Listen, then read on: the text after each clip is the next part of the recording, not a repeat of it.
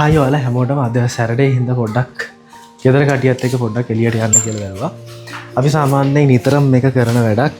පොඩ්ඩක් බිසි වුණාම පොඩ්ඩක් ඔළුව පොඩ්ඩක් රිලැක්ස් කරගන්න අපි ගොඩාක් දුර යන්නේ නැහැ. පොඩ්ඩක් ළඟ තැනකට යන්නේ.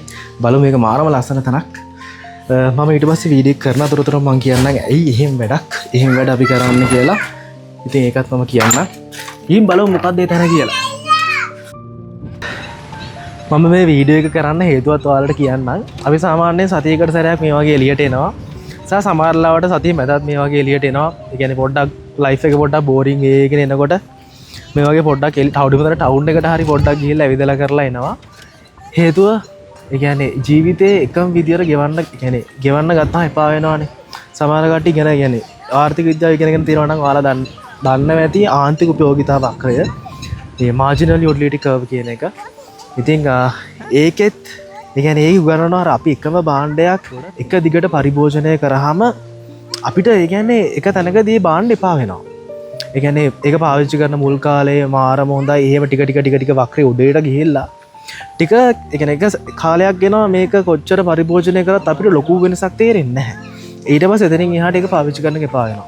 ඉතින් මේක අපේ ලයිෆ් එකටත් එහෙම ඇප්ලයි වෙනවා. මේ මාර්ජිනල් යුටිලිටි කියන නැත්නම් ආන්තික උපයෝගිතා කියන මෙන්න මේ වක්‍රය. يعني අපි අපේ ජීවිතේ එකම විදිහට ගත කරනවා නම් අපිට එපා වෙනවා.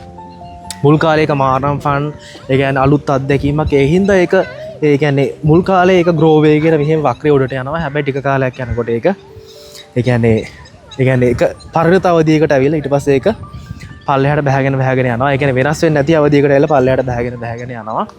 ඉතින් ඒ වෙලාවට දැන් ඒ කියන්නේ අපිත් ඕන තරම් ඒ කියන්නේ පර්ෆෙක්ට් නෑ. අපිට ජීවිතේ කියන්නේ එපා වෙන තැන් තියෙනවා. ඒ කියන්නේ එකම විදියට ජීවිතේ ගත කරනකොට ඉතින් ඒ හින්දා මේ වගේ පොඩි වෙනසකට හරි අපි එන්නේ. කියන්නේ මම තේරුම් ගත්ත දේ තමයි කියන්නේ අපිට ලොකු දේවල් ඕනේ නැහැ ජීවිතේ. ඒ කියන්නේ සතුටු වෙන්න. සහ අර ජීවිතේ එපා වෙන එක නතර කරගන්න ලොකු දේවල් ඕනේ නැහැ. සමහරට පොඩ්ඩක් ගෙදරින් පොඩ්ඩක් එළියට බහින එක, සමහරට කඩේකින් කන එක, නැත්තම් වැවකට හරි කොහට හරි නාන්න යන එක හරි. එහෙනම් අපි ලොකු දේවල් කරන්නේ අපේ ලයිෆ් එකේ. පොඩි දේවල් වලින් තමයි සතුටු වෙන්නේ. මේ වගේ පොඩ්ඩක් එළියට ඇවිල්ලා ගොඩක්ම නේචර් එකත් එක්ක ඉන්න එකට තමයි අපි සෙට් එකම ආසා. බබයි වයිෆුයි අපි ඔක්කොම ආසා එකට. ඉතින් මේකෙන් ඔයාලට කියන්න හදන කතාව තමයි මම අර මුලදී කිව්වා වගේ. කියන්නේ ෆැමිලි ලයිෆ් එකක් වෙන්න පුළුවන්. සමහරට ගර්ල්ෆ්‍රෙන්ඩ් බොයිෆ්‍රෙන්ඩ් මේ affair එක වෙන්න පුළුවන්. අපිට රැහැල හැප්පීම් කාලයක් එපා වෙන කාලවල් එනවා. ඒ ගොඩක්ම කියන්නේ ගොඩක් ප්‍රශ්න වලට ඇත්තටම මම තේරුම් ගත්ත හේතුව තමයි අපි එකම විදියට ලයිෆ් එක ගත කරන එක. ඉතින් පුළුවන් නම් පොඩි චේන්ජස් කරලා බලන්න ලයිෆ් එකට. එතකොට සමහරට එපා වෙන දේවල් අර වක්‍රේ පල්ලෙහාට යනකොට අර පොඩි චේන්ජස් කරාම ආයෙ වක්‍රේ උඩට ගන්න පුළුවන්. මම අර කියපු ආන්තික උපයෝගිතා වක්‍රේ වගේ. ඉතින් try කරලා බලන්න. මට නම් මේක වැඩ කරනවා. ඉතින් පුළුවන් නම් ඔයාලත් මේක try කරලා. ඉතින් මේක try කරලා තියෙන කට්ටිය ඉන්නවා නම් පුළුවන් අනිවාර්යෙන් comment එකකුත් දාගෙන යන්න. අනිත් කට්ටියටත් සෑහෙන වටි. අවසානයේ මට කියන්න තියෙන්නේ මම මහා ලොකු perfect මිනිස්සෙක් නෙවෙයි.